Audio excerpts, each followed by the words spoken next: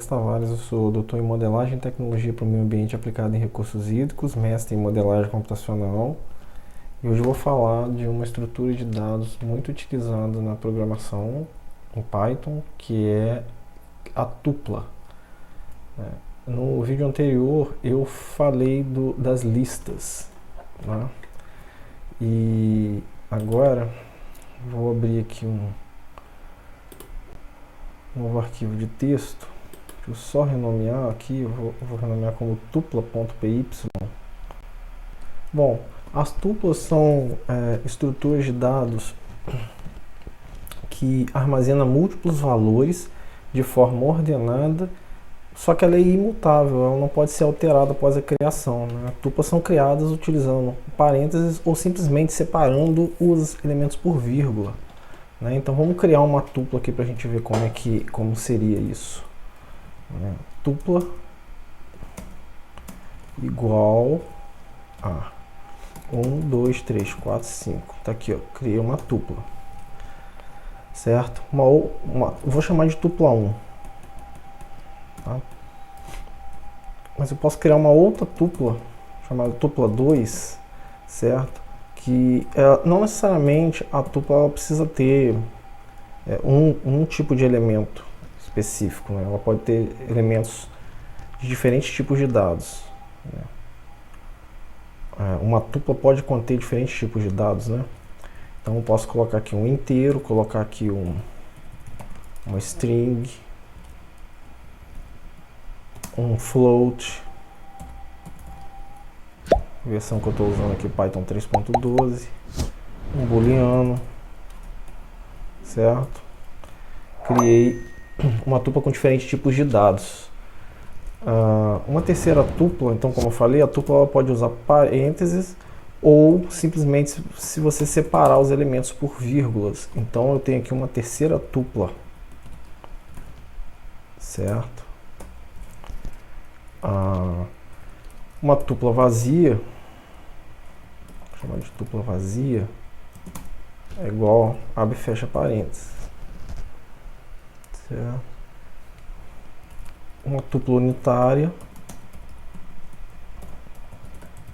se eu quiser criar uma tupla unitária, eu posso abrir o parênteses e colocar aqui, por exemplo, um inteiro, vírgula, fechei. Pronto, acabou a tupla, certo? Agora, vamos acessar os elementos dessa tupla. Vamos pegar um elemento, eu quero imprimir um elemento qualquer da tupla que eu chamei de tupla 1. Então eu vou fazer um print aqui, ó. Já viu que print imprime, né? O comando. Eu vou chamar a tupla e assim como as listas, a gente viu assim como as listas, é só colocar entre colchete e mandar compilar o código, rodar o código, que ele vai me dar um resultado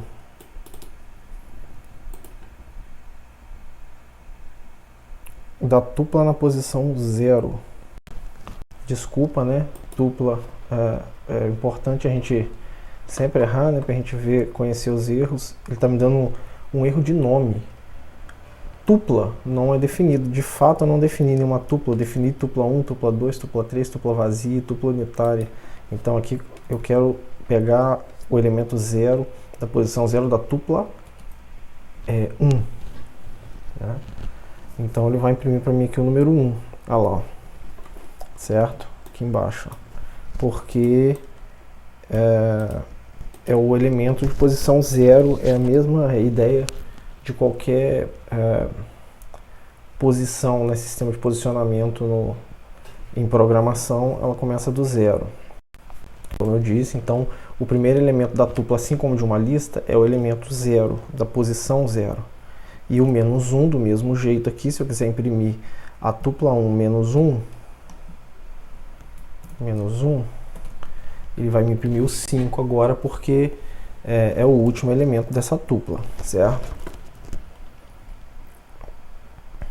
Se eu quiser saber o comprimento dessa tupla, eu vou dar um print len.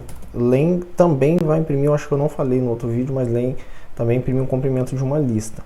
Então len, e aqui eu vou colocar tupla 1, certo? Ó.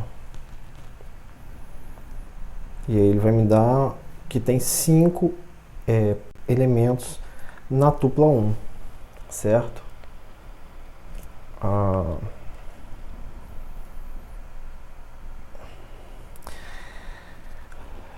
E aí, se eu quiser gerar uma nova tupla, por exemplo, né, eu posso concatenar essas tuplas e eu posso fazer um tupla nova, vou chamar de tupla nova. Deixa eu chamar de tupla 4. A tupla 4 é igual a tupla 1 mais, se eu parei ali no 5, vamos fazer 6 e 7. E aí depois eu quero imprimir a tupla 4, que é essa nova tupla que eu estou criando, certo? Deixa eu comentar essa impressão aqui anterior, só para não ficar repetindo aquele monte de coisa, imprimindo um monte de coisa na tela. Bom, então agora eu pedi para imprimir a tupla 4, que é a tupla 1, 2, 3, 4 e 5, mais os elementos 6 e 7, que eu mandei adicionar uma nova tupla. Então eu concatenei a tupla 1 com elementos 6 e 7. E eu gerei uma nova tupla que eu chamei de tupla 4, que vai de 1 até o 7. Certo?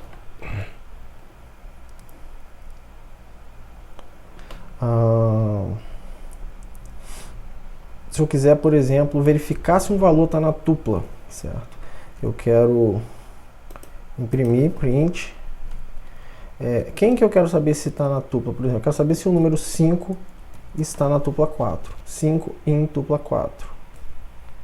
Vamos ver o que ele vai imprimir pra gente. Vai imprimir se é verdadeiro ou falso. Como o número 5 ele faz parte da tupla 4, ele me deu true. Ele me deu que é verdadeiro, né? O número 5 está na tupla 4. Certo? Agora a gente pode fazer uma associação interessante aqui, que é o seguinte.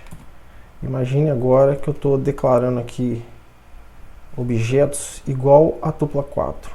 A, B, C, D. Vamos fazer A, B, C, D e E igual aquela primeira tupla lá, a tupla 1, que tem 5 elementos. A, B, C, D e E é igual a tupla 1, certo? Agora, o que acontece se a gente pedir para imprimir o elemento A? Bom, a gente já pode imaginar aqui que se eu pedir para imprimir o elemento A, ele vai me imprimir o número 1, aqui ó, certo? Porque ele associou cada elemento separado por vírgula a cada elemento da tupla.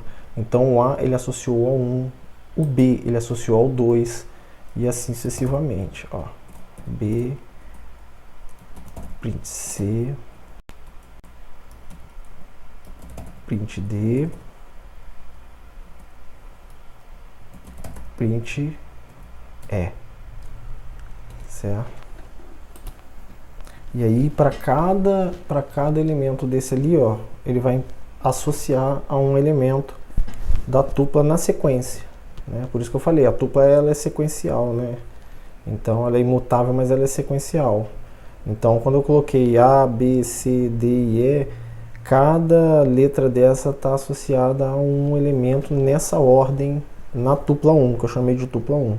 Certo? Então ele me deu aqui 1, 2, 3, 4 e 5, porque eu mandei imprimir de A até E. Certo? Então é um tipo de associação interessante que a gente pode fazer aqui na tupla. Certo?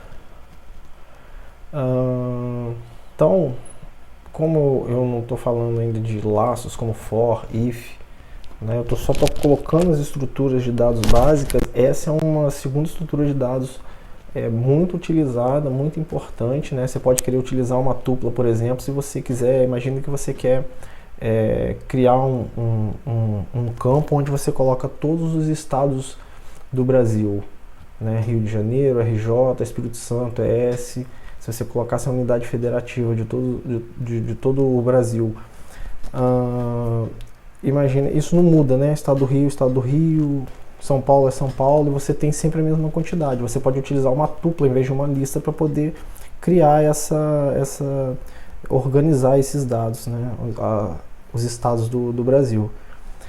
Então, pratiquem essa estrutura de dados nova, que é a tupla, né? Façam alguma associação, depois entendam a diferença entre tupla e lista, né? O vídeo anterior foi sobre lista, né? E até um próximo vídeo.